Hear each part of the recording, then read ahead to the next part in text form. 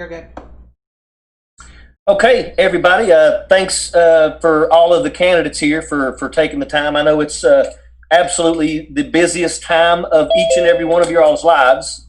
And I want to thank all those folks who are going to tune into this and be able to listen and hear what you guys have to say. I guess there's a lot of stuff that's been going on in the news lately, and we'll jump into each and every one of those different things there. But right now, our first panel is going to be Devin Pandy, Natalie Klein, and Alan Ellison. So are you guys ready to get started? Yes, absolutely. Okay. I'm going to go ahead and start with the first question, and we'll go ahead and start it off. Well, first off, let's go ahead and do the introductions. I'll let Alan go ahead and introduce himself, and then Devin Pandy, you'll be next, and then Natalie Klein, you'll be last. Hello, everyone. My name is Alan Ellison. I'm running for the United States House of Representatives to represent the interests of the people of Florida in the 17th District. And our congressional district covers 9 counties, from Polk County to Sarasota County, over from Okeechobee down to Lee County. So that's 9 counties in Central Florida. Hello, everyone. My name is Devin Pandy. I am running to represent Georgia's mighty 9th District. We are the 20 counties in Northeast Georgia, everything north of Athens, all the way up to the Tennessee-North Carolina border, everything west of Gwinnett and half of Forsyth, all the way over to the South Carolina border.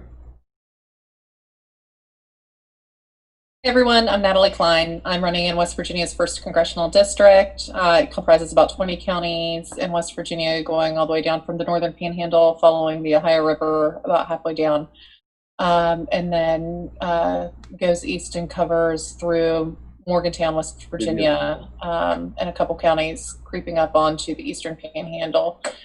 And we are here, kind of right in between Pennsylvania and Ohio, and we're ready for change. Outstanding. Okay, I want to start this off here. I got a question in my head, and I want to start off with you, Natalie. And that is, what are your thoughts? I mean, we all know about Amy Barrett being announced to the Supreme Court. And that's going on right now. But I would like to know, since I'm sure you did a little bit of research and you understand her background, how does that make you feel, knowing that there's a possibility that women's choice could find itself on the chopping block? Once again, those in the LGBTQ community once again could find their lifestyle under attack. And I would like to go ahead and first get your thoughts on that, Natalie. It's a slap in the face to women. It's a slap in the face to minorities. It's a slap in the face to other groups who fight for equal rights and fairness in this country. And I also believe that it's going to undermine our basic human right of having health care. We're the richest country in the nation, and we should be able to attune to all of our residents' needs, and that includes providing health care. And part of health care coverage is safe and affordable access to health care, and that does include women's reproductive health. So I think it's a step backwards for us as a nation, as a society. And it's hypocrisy at its best, coming from the GOP. Can I just mention the name Merrick Garland? And, at some point, you're going to have to own up to your decisions. At some point, you're going to have to be accountable and be transparent as a party. And I think that time is now. You're going to get called out on it.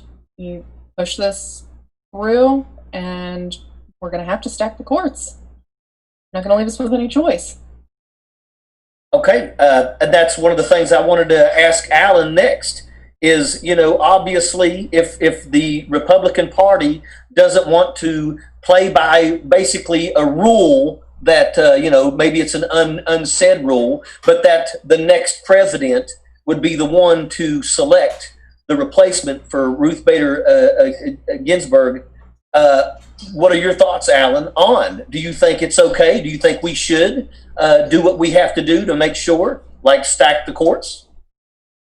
I definitely do agree that we're going to have to stack the courts, but it becomes even more important for us to get out and vote and make sure that we are selecting Democratic candidates, because when you think about all of the progression that we've made in this country, it has come because of progressive ideas. It has come because of judges that were liberal-minded enough to keep up with the evolving society that we live in. You know, as we get older as a country, our society becomes more liberal. So to try and stack the courts with conservative ideology, it's almost like we're turning back the hands of time. And so I think that it becomes even more important that we select these Democratic candidates, especially the ones in red districts across the country, so that whenever they go into Congress, they have an opportunity to write laws to counter some of the decisions that these potential justices would make to roll back the progression that we've made in this country. Outstanding. Okay, Devin, I'm going to ask you, can you tell everyone here tonight why it is important for you to win? What are, the fundamental issues in your state and town, and how are you addressing them? Great question. I think it's important for everyone to understand that when I become Congressman Pandy, I am representing Georgia's 9th Congressional District.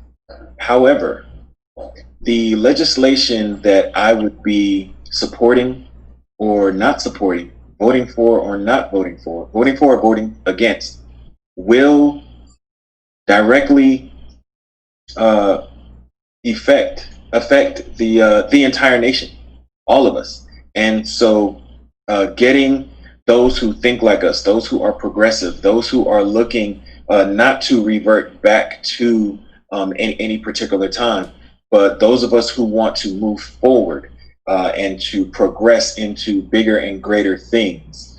And we've had examples of this in the past. We didn't we didn't just say, oh, the moon is too far away, that's crazy, we're not going to do it. We did it.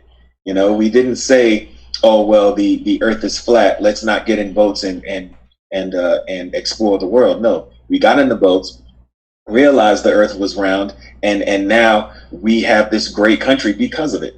And so it's necessary for us to keep on progressing, keep on reaching for more, reaching for better technology and cleaner air and water, so that we can enjoy, so that our children and grandchildren can enjoy that technology later on. I want everyone to know that all of us with the Green New Deal are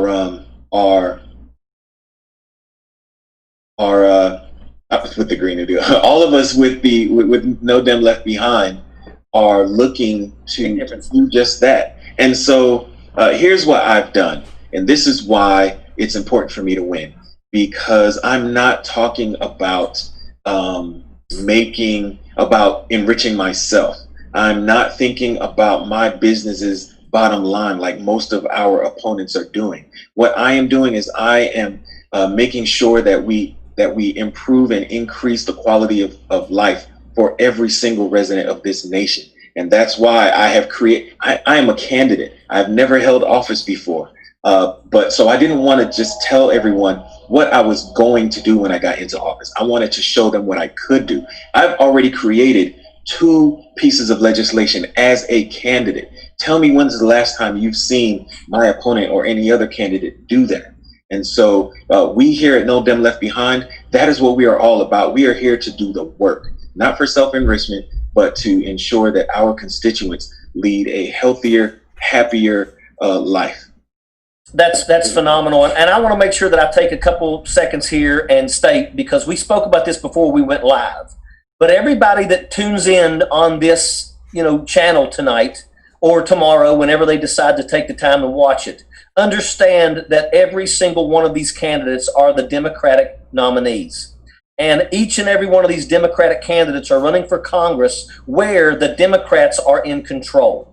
If a Republican wins, the Republican goes to Washington, D.C. in the minority, which means they get nothing done.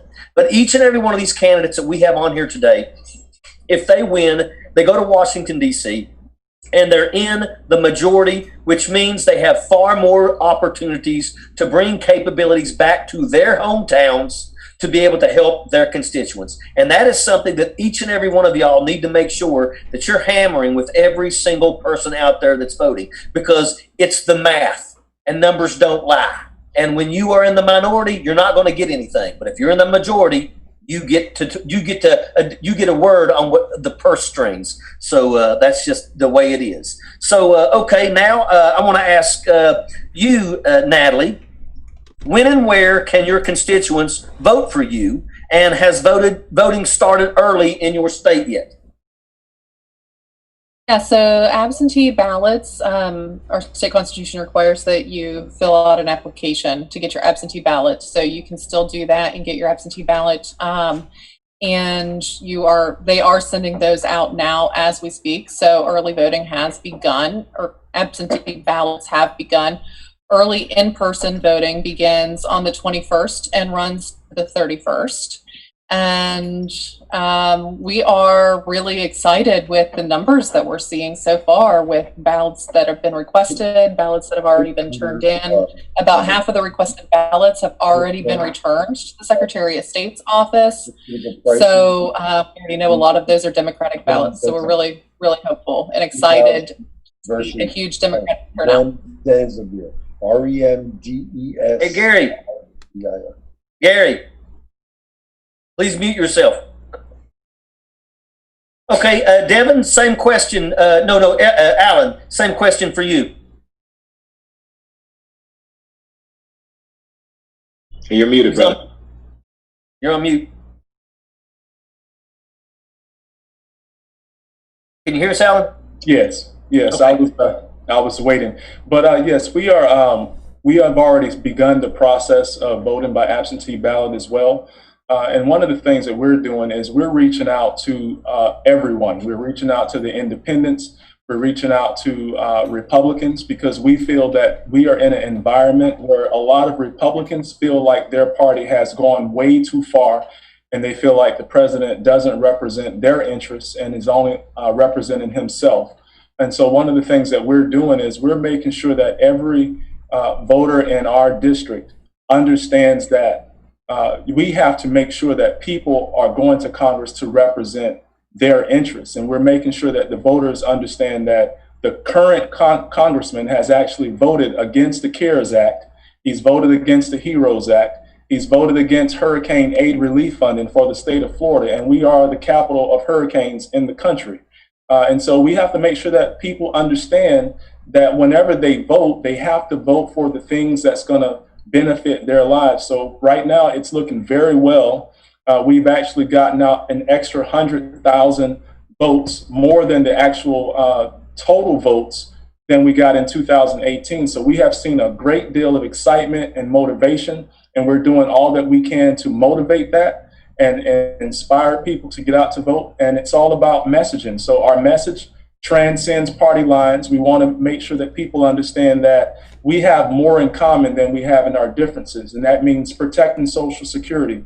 It means making sure that the 252,000 people that are inside of my district that live with disabilities understand that we're going to improve or make increases to those disability benefits when our counterparts want to take those disability benefits away.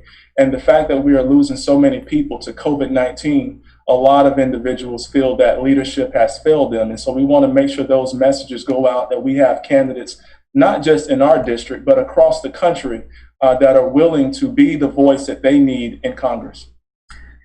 That's phenomenal. Something else that I think might be beneficial to all candidates, and that would be to contact your county clerks.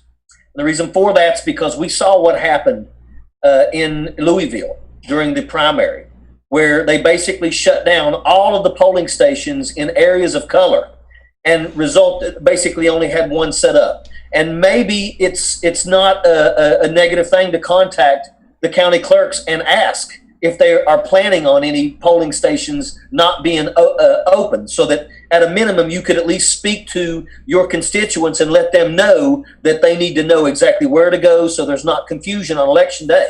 Because make no mistake about it, there's a possibility that you guys could see that going on election day. So Devin, I want you to go ahead and do the same question.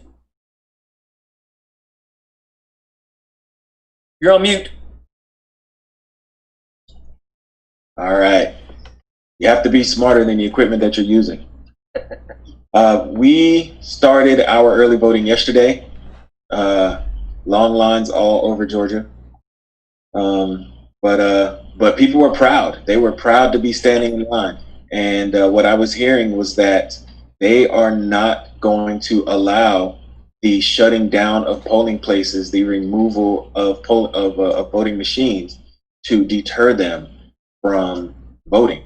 And man, God bless them, because that's exactly why they take those things away, is to deter us, is to suppress our vote. And I've been saying this since December, and I'm going to say it again. The reason why they suppress our vote is because they know that when we vote, we win. And so the last day to early vote in Georgia is the 30th of October, the Friday before the election. And I'm going to post in the chat right now the website that you can go to if you live in Georgia to find your polling place, to check to make sure that you are registered. Even if you've registered before and you know that you have, check it anyway. It's very easy to do. And so you can check your registration. You can register if you need to. You can you can apply for your absentee ballot. Although at this point, if you want to, I would say do it right now, because it's getting down to the line where you may not have time to receive it and send it back. If you do receive your ballot, I suggest that you fill it out, seal it, and then drop it into the drop box. And you can check on this website as well to see where those drop boxes are. Okay, real quick, about 45 seconds each. I want each and every one of you three to basically, we're talking about getting out and voting. We want to make sure people are doing that. I want to know any words of motivation that you have or encouragement for anyone in your areas that is unsure about voting. Go ahead, Devin. You go ahead and take this one. All right. Well, here's what I would say. I would say that one, if you feel that your vote is going to be suppressed or that it's not going to count, vote anyway. The only way you know that your vote is not going to count is if you don't vote. And that's on you. Let them do what they do. We are here running so that we can take care of that. But what we need you to do is to go out and vote. And if you look like me, if you look like Alan, if you are a woman, any of these areas where we have been suppressed in the past, where the rich white patriarchs of this country are trying to shut us down, vote. You can do it. If we can run, you can vote. Please get out and vote. Everyone, go ahead, Natalie. I'd like to echo the last sentiment there from Devin. If we can run, you can vote. I think I can say that, we are all average people here, and we are sticking our necks out there to support the best interests of the people of this country and not the bottom line of corporations. So if we can do it and we can make it and we can be your nominees, you can certainly go out there and vote. And this is going to be an historic election. Every vote matters. And the more we vote, the more we are going to get the results that we so desperately need. So please vote. Everyone. Alan, you'll finish it off. Yes, I definitely agree with Natalie and Devin and their sentiments about where we are in this country. We have an opportunity to change the narrative. We have an opportunity to change the president, and we have an opportunity to change the representation that we have in this country. But it starts with you. It starts with your vote. Please get out and vote, because you have to make sure that you are voting like your life depends on it, because in many instances, it actually does. We have an opportunity to win and get what we need from this government, and we have an opportunity to have a better quality of life, a better future for our children. and we have an opportunity for the best possible representation with the candidates at No Dem Left Behind. So get out, support them, and make sure that you get friends to do the same thing. And let's turn this country around. Airborne, vote for the world you want your children to grow up in. Outstanding. Okay, thank you guys. That was the first panel. You guys did phenomenal. Appreciate it. Okay, let's go ahead and get the next three up. The next three is Dr. Cindy Banyai, Adam Christensen, and Mia Mason. Thanks, guys. Airborne. Okay, is who we got? Everybody on here? Almost there, Richard. Okay. Let's see. Okay. Is there a way to pull them all in the front here, Mia? Yeah, if you look at your view and you just click on the top right corner and click on view, you should be able to see us since we switched over panel. So just switch between speaker view and gallery view. Okay, I'm good. I can see everybody.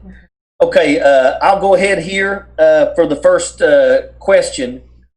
I want to ask you, Mia, because once again, the question that I asked Natalie in the last group about the Supreme Court. You know, you are the first female transgender Democratic nominee in this country. And, you know, we know that this could be potentially dangerous for you. I mean, we're talking about, you know, your life could be changed if the wrong person is in that seat and wields that power, with an iron fist. So, you know, what are your thoughts on the Supreme Court situation? I am actually listening to it, and the words that she is using, policy, is what she'll govern by, is basically what our lawmakers are going to make, and that's what she will uphold. And I find that disturbing because in this modern time, that is detrimental to everyone, including those of the LGBT community and especially women of color. It's going to really hurt everyone if the lawmakers are the ones that are talking and making policy that she will uphold, which means that we could lose our civil rights for women, lose abortion protections, and affect our health care, and even lose marriage between us and the LGBT community. So a lot is on the line. I really hope that they can basically ask her to decline the nomination and wait until we actually have a president. Outstanding. Go ahead and give yourself a little introduction. I forgot to do that first. Well, thank you first for the question, Richard. I'm Mia Mason. I'm, like you said, one of the first LGBT transgender women who are running for Congress. And I have to say it's a historical moment because to be a Democratic nominee this close to winning and restoring equity and equality, I'm looking forward to protecting those in Maryland as well. From Tawnytown to Elkton, all the way down to Ocean City, a gerrymandered district and running in a red rural district that is hurt by our current incumbent who is anti-LGBT. So we really need the support from our coalition to have them donate to help our campaign. I think it would really help us make this a historical moment. Airborne. Okay, Adam, you go ahead and intro yourself here. Hey everybody, I'm Adam Christensen. I am running in Florida's 3rd District, and I am the youngest Democratic nominee for Congress, and our team is mostly made up of people under the age of 23, and we have done very well. Oh, and by the way, Donald Trump is coming here for the 2nd time in the last couple weeks, so we're doing something right because they are terrified and trying to prop up my opponent, and it's wonderful. So we're having a good time. Okay, real quick, tell me how's everything going in terms of the college vote? Are you seeing a lot of college students out there that are actually stepping up and getting involved in the election? As far as getting involved in the election, absolutely. We don't know, right? I mean, we're probably not going to know until it's over, but we've done everything we possibly can to increase, especially young person vote and especially college vote. It's difficult now that everybody's back here, and most of it is going to be vote by mail, as far as what we can tell. And a lot of people still aren't even registered in this area; they're registered back home, and so it's a little strange in a college town. And there's a lot of different dynamics, but it seems to be going okay. I'm happy with it. Airborne, airborne. I mean, as long as you're feeling good, I mean, that's a good thing.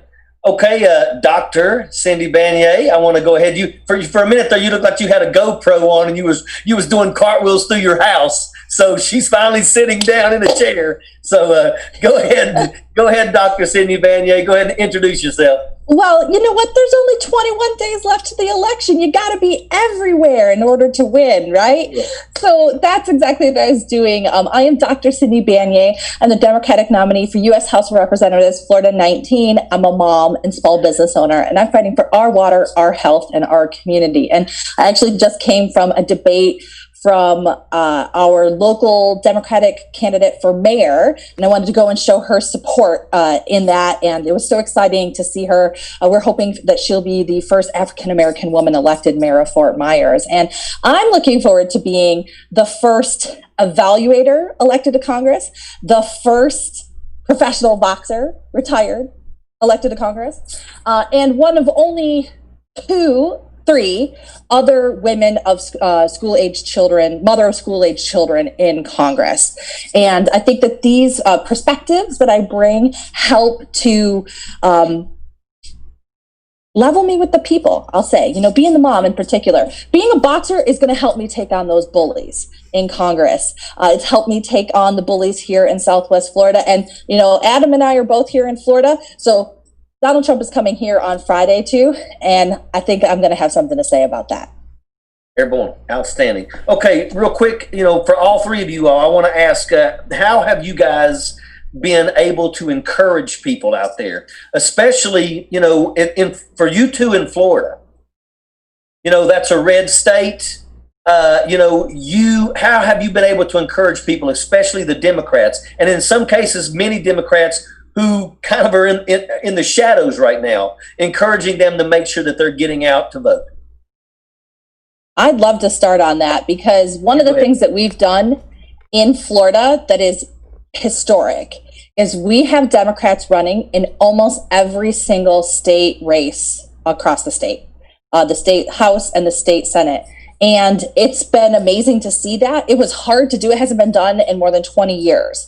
And what this does, and what we've done down here in Southwest Florida, is we've created coalitions of Democratic candidates.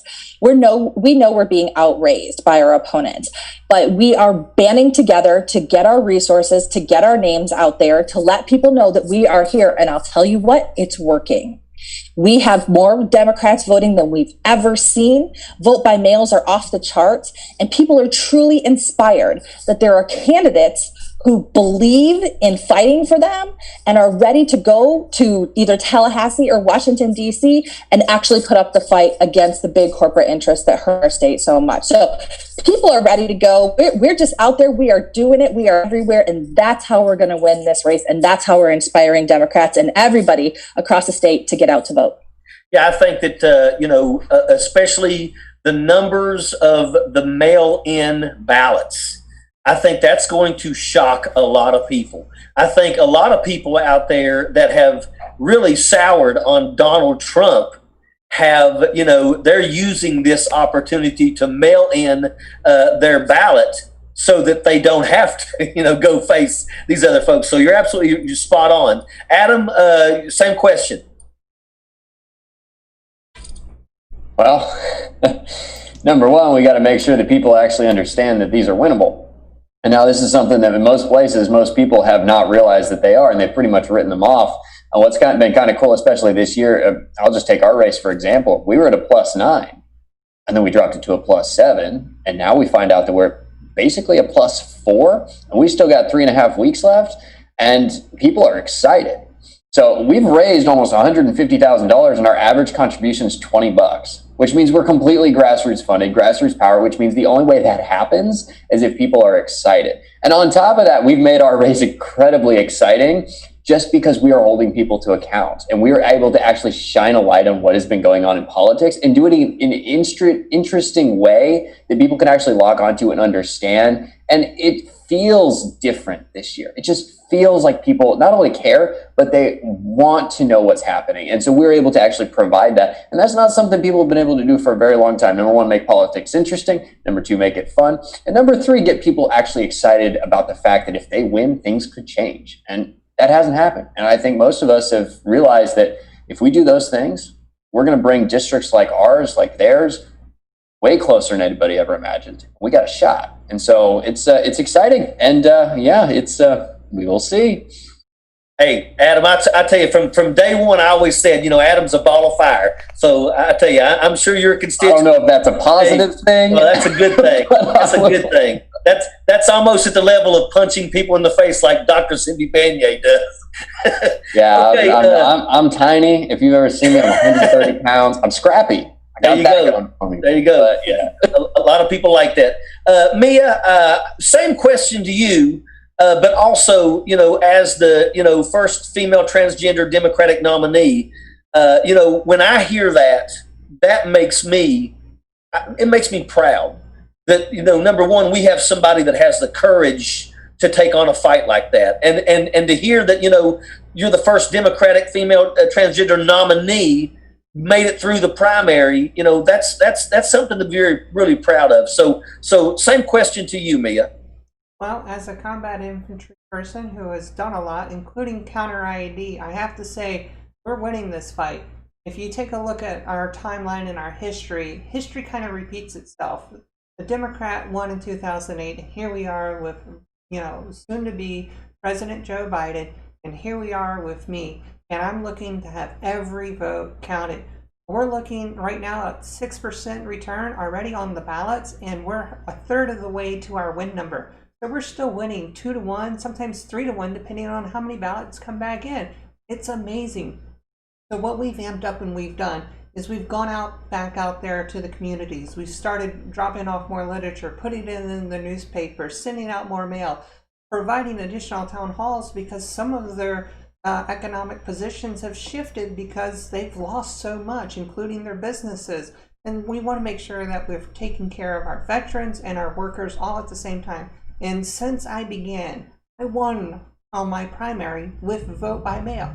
I've continued it since, and it's been proven to be successful so that there's less time for folks to wait out in the polls. And here in Maryland tonight is the last night folks get registered to vote. We've seen 6,000 plus folks get registered to vote in just this month alone, and we have like 7-8 days before they can finalize to request their ballot by mail or download it, print it out, and put it in we got like 50 different vote by mail locations for them to put it into 12 different counties.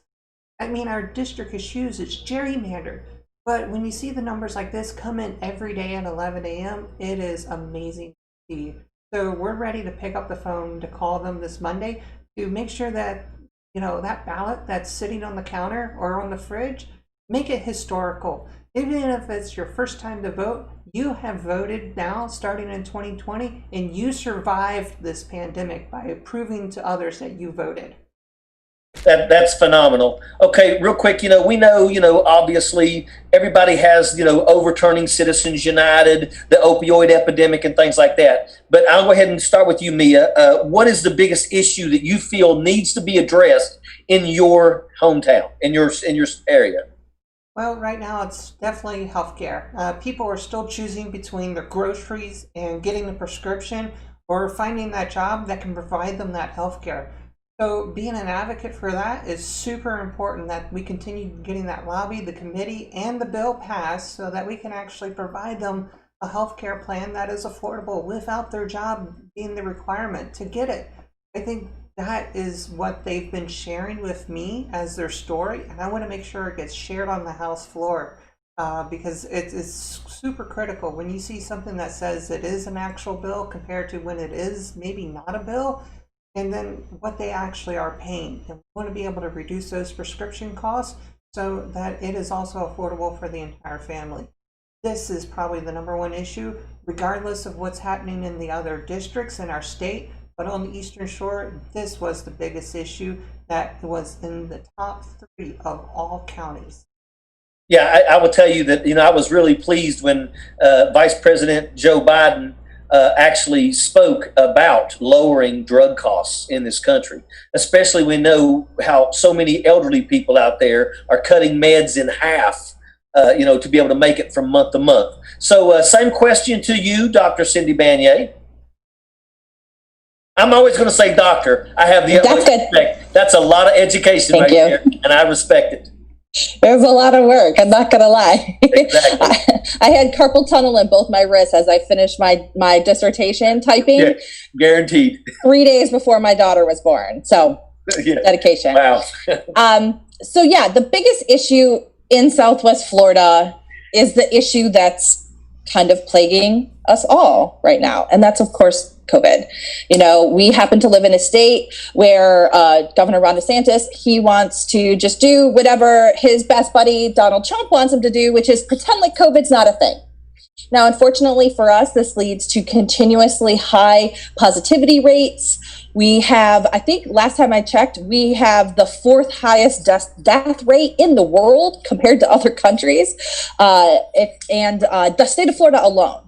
And what this really happens here, right? And we're about to go back up, right? So everybody's predicting Florida's going to go back up. We've been on a little bit of a downslope at 2,000 cases on average a day over the past couple of weeks, which is, like, compared to other states, even in the country, is ridiculously high. But we're open up. Trump is coming on Friday. My opponent is just lockstep with him. And so what this means is that everybody else is in a continuous state of stasis. They can't open their businesses fully. They can't lead their lives fully. They can't send their kids back to school safely. Businesses are still closing, and people don't want to go out to those businesses if they're worried they're going to get sick. So we need really, first and foremost, to address this pandemic in a specific way so we can stop the pandemic and people will feel safe and we can actually get back to work and get our economy back going. I did a podcast a couple of weeks ago with Dr. James Galbraith, economist out of University of Texas, and this is exactly what he said to us. There is no economic recovery until we have the pandemic under control. And so that is what we need to do to save lives and get back on track here in Florida and across the U.S. Outstanding. Okay, Adam, ball's in your court. Same question? Yep. Healthcare, drug costs, childcare, internet, student loans, in that order. There's a lot of things. It's a lot of things. I mean, it's one of those things where we talk about what's your number one priority. My response is, I'm sorry, but we haven't had any priorities in a very long time that we've actually done anything with. And you can't just do one thing and expect it to fix a whole lot. You have to do a bunch of things and hope that it's able to cover the gaps and then figure out what's left after that. I mean, we're literally just plugging holes in a giant sinking ship right now, and by focusing on one thing. And it just kind of blows my mind that we just don't pull into a harbor and rebuild the damn thing. Like, it's kind of what you got to do at this point. I mean, it's not going to work. So that's just kind of what I'm focused on. I think a lot of people at this point are kind of coming around to realize that, especially in our area, we could add 9,000 jobs by doing high-speed rail and building out infrastructure for internet and actually being able to have family-owned farms again by doing carbon farming pilot programs. Like, these are all things that are very simple and easy. And what is it? Really fast trains, really fast internet, and farms. Doesn't seem radical. Doesn't seem all that hard. Why don't we do it? So we're trying to take everything, all these big ideas, and basically say, look, they're not big. They're basic. They're normal. They're not that hard. Let's do it. Okay, real quick, same as the other panel, I want you guys, about 45 seconds each, go ahead and let us know when early voting starts. When is the mail-in ballot? Go ahead and give us that. Go first, Adam. And do you want to give the actual dates? I'm so tired.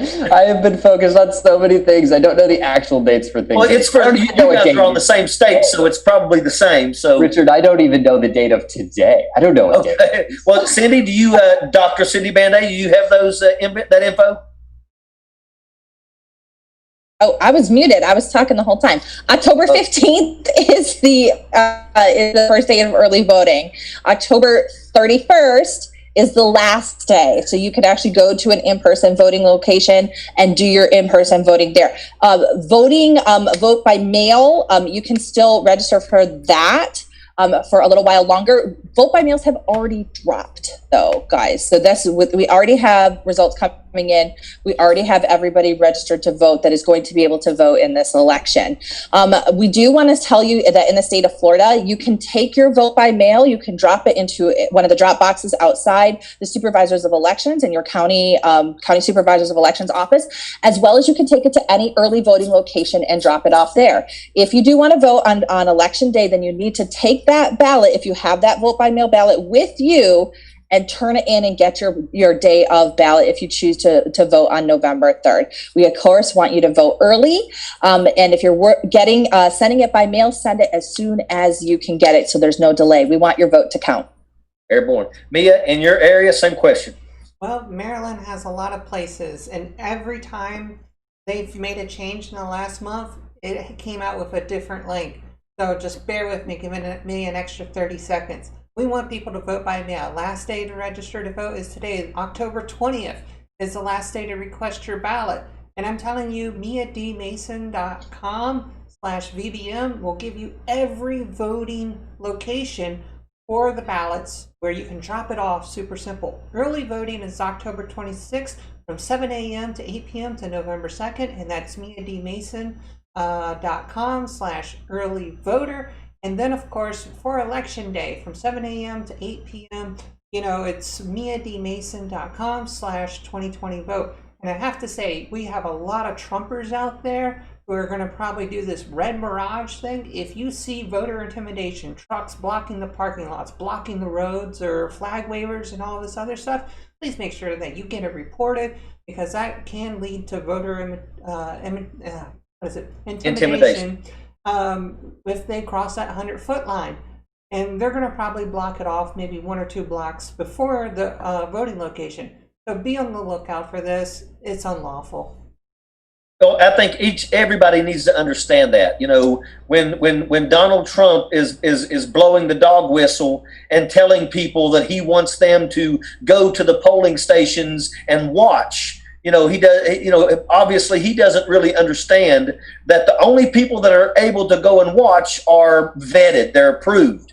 But you guys need to make sure that you let people know, just like Mia said, if they have to pull their phone out and take photographs because people are closer than they're supposed to be, that's something that needs to be reported to the Secretary of State immediately when that stuff goes on. So you have to make sure that you're letting your constituents know that, they have capabilities that they can do when they see this type of voter intimidation that's taking place. Okay, outstanding. Hey, once again, go ahead, Cindy. Richard, I would just want to say I made a mistake. I got my dates mixed up. It's October 19th is the first day of early voting.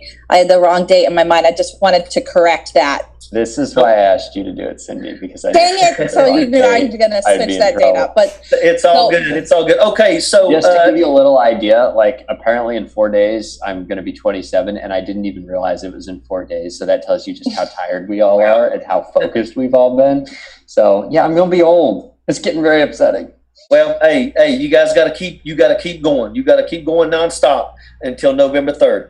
Okay, now we're going to go to the next panel, and I know I got Dr. Gary Wegman.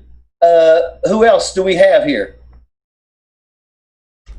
Could be you and me, Rich. I think Rob wasn't able to hop on. We haven't heard anything back from him, so I believe it'll just be you and Gary for this time around. So Blair's not here either? Not as that I know of, no. It's okay. It's okay. Well, we'll go ahead and take this, and then we'll just at the end, once Dr. Gary Wegman answers his questions, we'll open it up. We'll just have us a good conversation. Okay, where's he at here? Okay, Dr. Wegman, I want to go ahead. Let me pull up here. I got some questions here. As we all know, this is a very important election all across the ballot. What would you say to any constituents that are on defense about voting democratically if they haven't voted Democrat in the past? Before We're in I red rural districts. red So- rural districts, Rich, Red. and I'm running in Pennsylvania's 9th congressional district. So we're northeast of Reading and Harrisburg, Pennsylvania, and southwest of Scranton and Wilkes-Barre. We have 4 institutions of higher learning: Lebanon Valley College in Lebanon County, Penn State Schuylkill campus in Schuylkill County, Kutztown University in Berks County, and Bloomsburg University in Columbia County, plus 4 other counties in our district. So we have a strong educational sector in addition to our agricultural sector here in the Pennsylvania 9th. So let's talk about why people want to vote Democratic in the upcoming November 3rd election. Every member of No Dem Left Behind represents a rural district that has a majority of Republican registered voters. But many of our Republican neighbors have said they no longer recognize this GOP party, not the one in 2020. I mean, their Republican values of fiscal conservatism, Christian morality. Does anybody remember do unto others as you would have them do unto you? I mean, let's ask Lindsey Graham that one, okay? And their belief in the free market, they're not being represented. So our Republican reps don't want to own their deficit spending. They're hypocritical when it comes to the Christian morality and are constantly being divisive and striving instead of striving for unity. We're seeing a resurgence in monopolies in pharmaceutical companies and in our agricultural production sector, which is, they're all a threat to our free market, Rich. So our independent Democrat and Republican constituents are concerned for their future. They're concerned for the planet, their children, and their grandchildren. And they're concerned about the high price of prescription drugs and healthcare premiums. And they're all concerned about the fact that their rural lifestyles are disappearing due to families that are based in agriculture are constantly having to operate at below cost margins. Americans have to wake up and address what is going on with our country. And this begins at the November 3rd ballot box by voting Democratic. This year, voting Democratic means you support looking forward to the future instead of looking to the past. Voting Democratic means emphasizing investment in renewable energy, affordable and accessible, high-quality healthcare, and undertaking structural reform to improve and enhance our public school systems. Not abandon them and give people voucher money to go elsewhere. Come on. So your vote for democratic values on November 3rd is a vote for the future of this planet and for this society and a healthy democracy. I am humbly asking for your support for myself and for all the candidates on No Dem Left Behind, or as Devin Pandy likes to call us, the Green New Deal Party. Now that's phenomenal. I got a question here. You farm, obviously 5th generation farmer.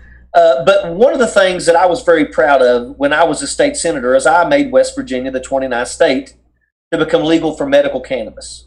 Now we have Mia Mason, who is an infantryman. We have Devin Pandy, that's a veteran. Medical cannabis and the ability for veterans to be able to get a non-addictive form of pain management from the VA is something that, I think would be phenomenal, especially since we're sending so many people to Iraq, Afghanistan, Syria, where they're coming home broken.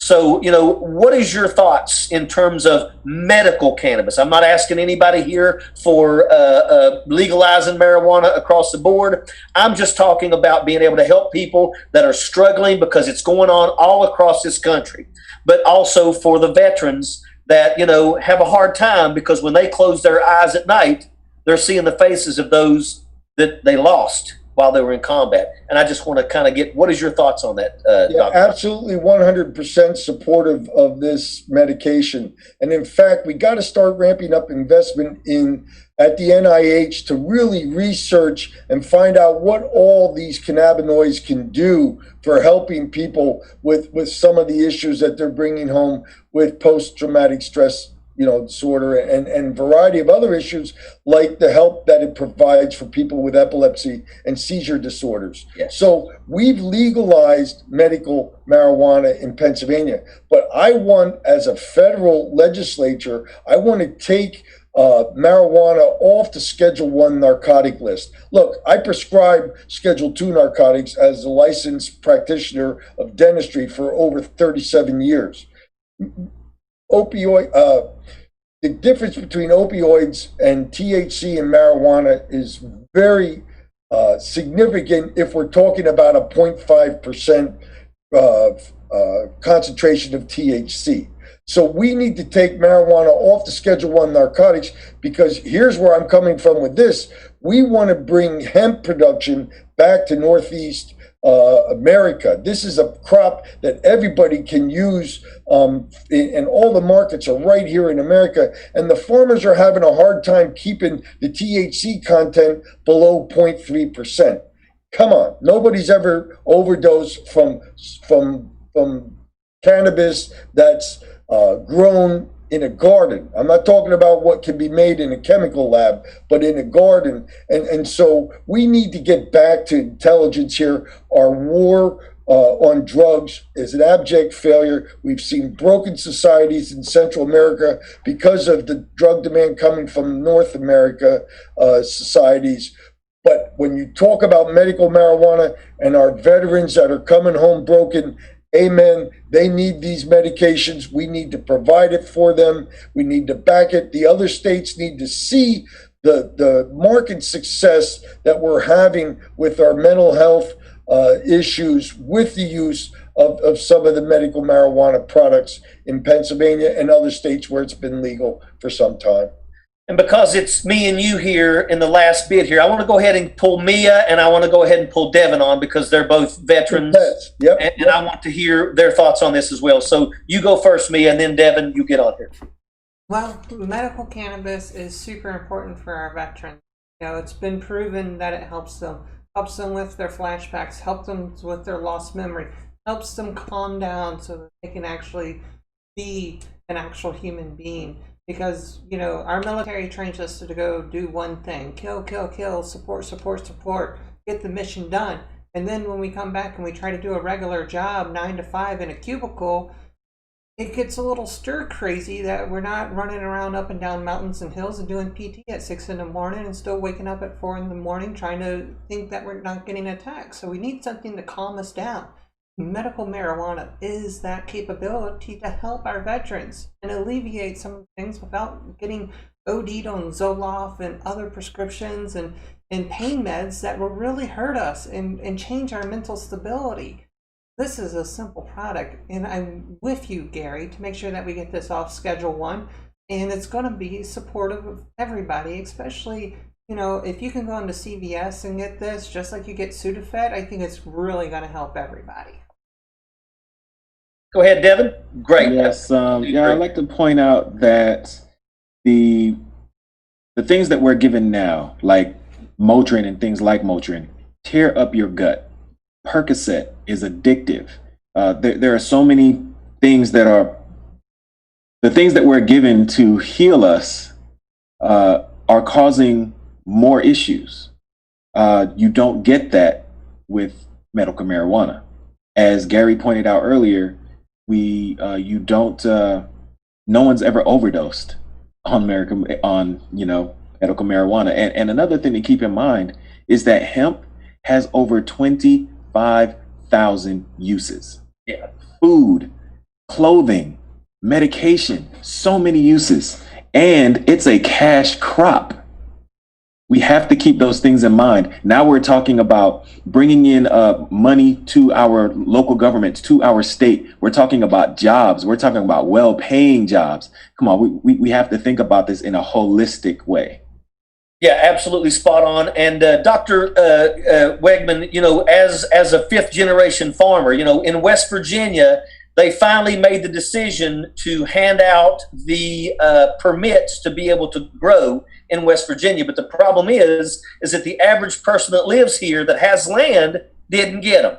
They ended up giving them to people that are outside of West Virginia that are all multimillionaires, and that's exactly what happened. You know, if we do this in all these states, in the up when you guys get up in Congress, are you willing to make sure it's not just going to be for the filthy rich, but the common farmer out there can have the ability to get some of the success that medical cannabis can bring? Let me tell you, here in Georgia, it costs so much to become a hemp manufacturer. I don't quote me, but I believe it's upwards of $50,000 just to get started, and then an additional $10,000 a year.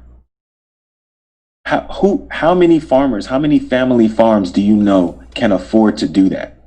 You know, we have to, not only do we need to do the things that I mentioned earlier so that we can take care of our people, but we need to stop making rules that only allow those who are already wealthy to increase their wealth. Let's do things for the common person. You heard me state, Rich and Devin, in my opening statement, my fear about the monopolization of our agricultural sector. And this is exactly what we're talking about. But hey, in West Virginia, we're going to get Natalie Klein elected. And when Devin and Adam and Cindy and the rest of us get elected, we have a force of unity amongst the new people coming to Congress that we can against these corporate interests, not because we have to have a level playing field for all people to participate in this economy. Our forefathers fought hard against monopolies. And that's what my opponent that I'm running against in the 9th district doesn't get. He voted against H.R. 3, which was a healthcare bill that the House brought forward in 2019 to help negotiate the prices of prescription medications. And he said he voted against it because it would have fined the pharmaceutical company if it decided it didn't want to negotiate with the company. And my point is, excuse me, what is it about the word monopoly that he doesn't understand? I mean, a patent gives a drug company a monopoly. They may have the ability to decide how to invest and build their product. But we, as elected representatives of our constituents, have the ability to decide how we're going to regulate our marketplace. And we're tired of allowing these companies to take advantage of us. And I want to give us a brief example here, Rich.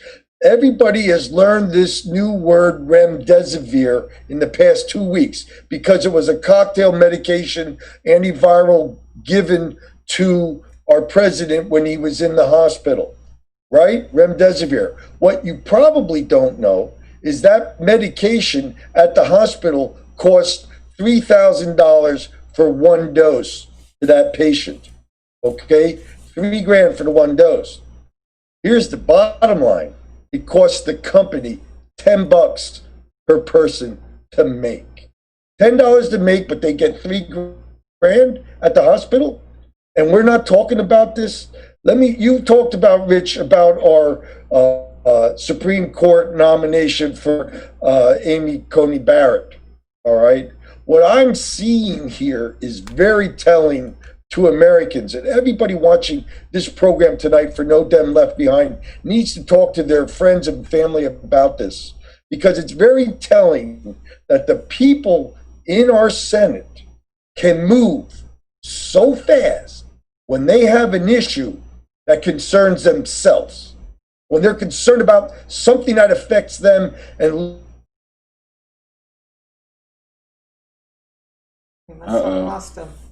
we also need broadband. Yes. Well, here's what I want to do. Then.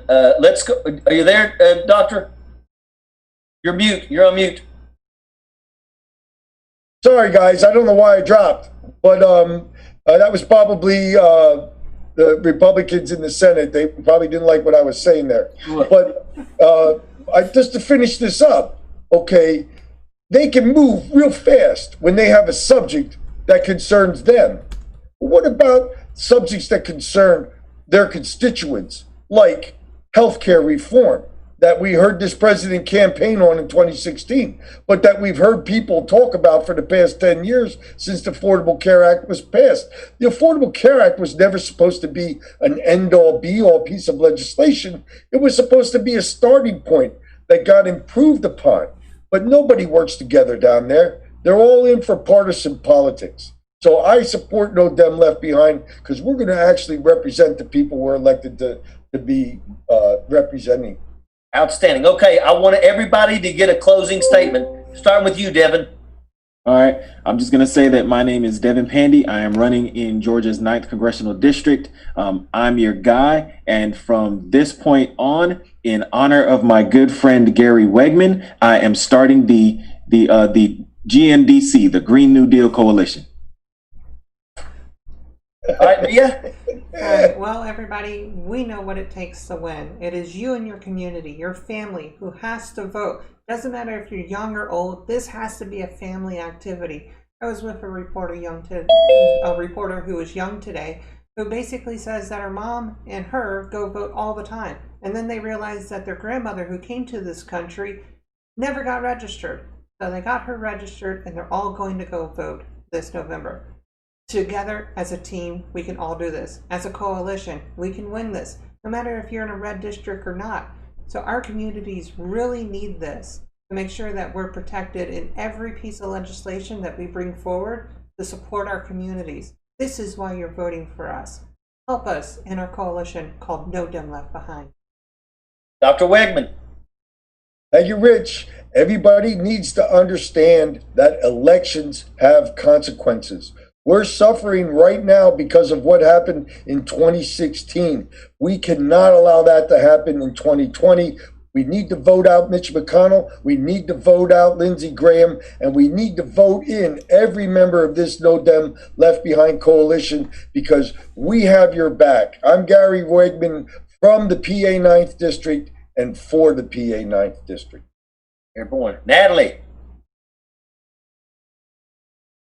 Yeah, let me just echo all of the same sentiments. We have to go out and vote. We have to show up in numbers and vote. And I can't tell you how many times I have been talking to first-time voters recently. Everywhere I go, I'm wearing my mask that says vote on it, and somebody always inevitably comments, and it leads to lots of wonderful discussions. And I am getting so much response from young first-time voters who are excited to go out and vote. I mean, I think they are even more excited than they typically would be, just because they know how much their vote is actually going to matter right now. They know that they are voting for their future, and we need to vote for their future too. We need to vote for the future of our kids, of our grandkids, and we need to vote for better jobs, better health care, and equal and fair opportunity for all of us. Outstanding. Devin.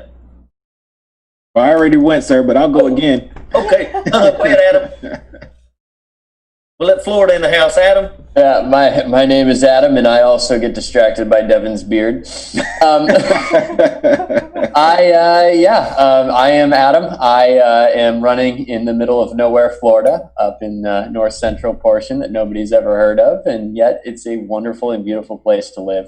And we're really focused on making sure that the people around us are taken care of and make sure that we can actually, survive and have a decent life and, actually be able to grow the places that we love. And for me, that's the biggest thing, is making sure that people have a piece of their life back, making sure that people actually can start progressing forward instead of just fighting for survival. And really, that's what it's about. And so I'm very excited. This has been a lot of fun. In case you haven't been able to tell, we're having a good time down here. One way or the other, if I get my life back in 21 days, I'm very excited about it. So go vote. Thank you all. Have a good night. All right, Alan. Our nation is suffering, divided, and dying, and it's all because we have failed leadership in the executive branch and in the Congress.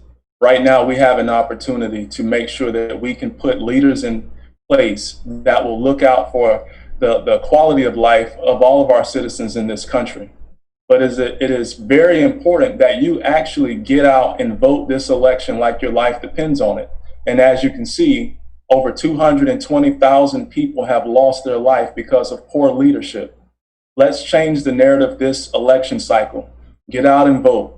We need your help. We need your support. We can't do this alone. We all know that we are actually stronger when we're working together. This coalition of candidates is about improving the quality of life for everyone, and that is something that you won't see from our opponents. We believe that it is our responsibility, our moral obligation to look after those who can't look out for themselves, to fight for the underdogs, and that's what we're about. So please get involved with our campaigns. We're always looking for people to write letters to the editors on our behalf. Individually, our voices are limited, but when we utilize the mechanisms that are in place, like Zoom town halls, like medium.com, daily costs, you can amplify your voices to reach even more people. So utilize what we have in place to help reach even more voters on our behalf so that we can represent your interests in Congress. Thank you again. My name is Alan Ellison, and I approve this message. Everyone. Dr. Cindy Banyai. Yes, thank you so much. It's just about bedtime here at my household. It's that's the life of a mom. But you know what? I'm fighting for all of our kids here in Florida as well as across the United States. And I am ready for our voice to matter. And in my district in particular, I am facing a Trump sycophant. And all he wants to do is be Trump's new best friend on Capitol Hill. And it means more Americans are going to die from COVID. And it means more dollars are going to flow into Donald Trump's pocket, as well as the big corporate interests that keep these cronies in power. I'm tired of it. I'm sure you are too. I'm ready to get back to the America that I know and love, that helps communities, that helps people, that stands up for what's right. That is what I think it means to be truly great. And so that's what's on the line here when we're voting. And it's really extremely important that all of us get out and vote. And I'll tell you what, when you vote, when the people vote, Democrats win. They are banking on our complacency. So we have to get out. We have to make sure that everybody knows that their voice matters. And that means vote by mail, early voting, as well as showing up on election day. So I'm Dr. Cindy Banyai, running for U.S. House of Representatives, Florida 19, Southwest Florida, Fort Myers, all the way down to Marco Island. And I am working to create a Southwest Florida where the sun shines on everyone. Phenomenal. Okay, for all of those out there that are going to watch this over the next couple weeks, you absolutely can be inspired by each and every one of our candidates, and no Democrat left behind. We had 3 that were unable to be on here with us tonight, but make no mistake about it. Rob Anderson, Blair Walsingham, and Lindsey Simmons are equally as impressive as each one of the candidates that you've been able to see here tonight.